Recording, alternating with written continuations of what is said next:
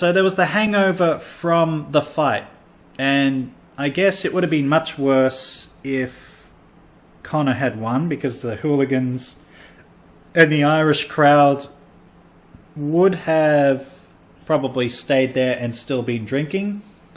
But there was still that hangover of the people that were disappointed from the fight and did not leave. They were still there drinking after the fight. So the fight, what was it like? It was 11 o'clock that the fight card started. Yeah. So they would have been starting at 11 o'clock, 12, 1, 2, 3. That's when the fight pretty much finished on schedule. So then 4, 5, 6, and about nearly 7 o'clock when it starts. So probably about 7 hours on off drinking. And even if they just did bar hopping, wandering from one place, getting kicked out of one and going to the other, they ended up there nevertheless. The MC was either incorrectly booked or was a no-show. You know, the guy that warms up the crowd and announces the other comedians did not turn up, was not there. That is disaster in and of itself. And then there were people playing darts, and the sound tech, his name's Buck, shout out to Buck. He basically went over to them and it's like, you got to finish up your game of darts because, you know, they turn off the lights and everything for, you know, for the show. Can't play darts during the comedy show. And it's like, oh, but we're playing a game. It's like, okay, well, look, just finish up your game and then, you know, that's it. And then had to do the same with people playing pool. And basically took offense to that. Like, how dare you interrupt our game of pool on somebody else's table? It's not our table. We reserve the right to damn well play on it if we damn well please. It was literally kind of that way because he went over and they were still playing. We were just about to get going. One of the comedians actually stepped up and did the emceeing for it. The people playing the pool then were ushered off and they were drunk, and the people playing darts were still going and they had to be almost forcibly removed. And then, of course, they go and they sit down and now they're angry and they're watching the show. And there's a couple of drunks in the crowd, like hooligans. And the comedy show had just started and the hecklers were just coming out. And the MC hadn't even really said anything yet. And they were already heckling. And one of them even actually tried to get up on the stage and take the mic and try and, you know, and then, you know, Buck was in, you know, overdrive right now. He's basically having to go over to this person and go over to that person and say, hey, look, you know, you can't do that. You can't heckle the comedian. You can't interrupt the show like that. If you do that, we're going to have to ask you to leave. Unfortunately, not really much backup because there was no security there. We were on our own. I officially was now the security, and so was my mother, who's just out of surgery with stomach surgery, so she could take a few hits, just not to the gut. Not that I'm inferring that you should punch my mother at all. Oh, it's okay. Alan knows my mummy. She'll kick your ass. For $100 million, I'd climb into the ring with her. I'm not even going to call. Okay, moving on. We had a lot of new comedians in there, and it was a rough crowd. They weren't really giving a few people a chance, and, you know, the old comedians that had been there for a while who had, you know, they were trying some new material.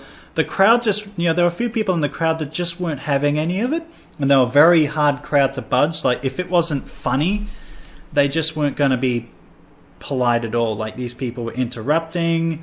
You know, they're full-on hecklers, you know, full-on drunken hecklers. And fast forward, because one of these hecklers turned out to be a stand-up comedian himself. He was drunk. He got blasted off stage because this guy, you know, you're probably saying, you know, why am I bagging this comedian? Well, one, I didn't mention his name because I don't want to, because I don't know his name. Two, because this is a comedian in an open mic venue that is heckling his fellow comedians. But it was just really disrespectful, and the fact is that you just don't do that. You know, especially if you're a fellow comedian, you're heckling other comedians. That's just stupid. Like, what the hell is wrong with you, you stupid prick?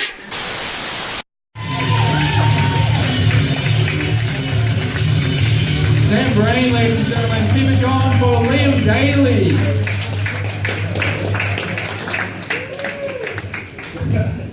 Bloody hell, that was quick. Didn't have time to get on stage. Exhausted. It's good to be back at the Stones Corner Hotel, am I right? Oh, obviously not. You know why they call it Stones Corner, right? Because it's between a rock and a hard place to park. It's one lame joke. I've got another one coming, but I'm not going to tell you when it is. You're just going to have to keep guessing. Of course, I believe in marriage equality. Hands together if you agree with me. Hands together. Put it right together. I mean, really put it together. Let them hear it all the way in Parliament. See, just saved about $50,000 on a postal vote right there. So that was 1, 2,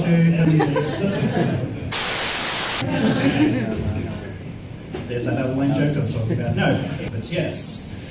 And the postal vote is coming, and with it, the anti-marriage equality ads are coming, and I'm dreading it because I just know how they're going to go. They'll go a little something like this. Authorised by some little nutjob Canberra.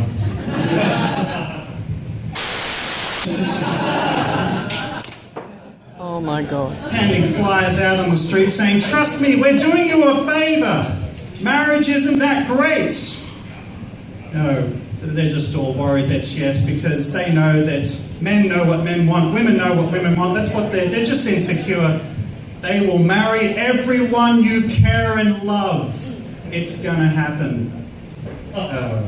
He gets it. But personally, I think that everyone should get married. Everyone should be married. Who here is in a relationship right now, but not married? Anyone? Yep. How long? 2 years. See, here's the law that I would introduce. It would be a new mandate.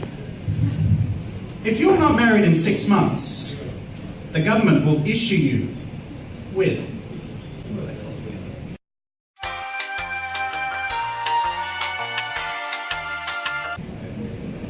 They will issue you, I'm trying to remember the term. Just bear with me for 1 second. I've got 30 seconds to get it right. They will issue you with a summons.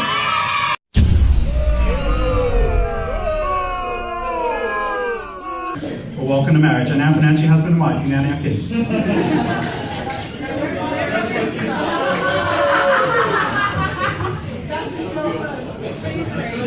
He's already married. So screw him then. Oh, honestly, you guys have been great. My name is Liam, that's me. I'll see you guys next time.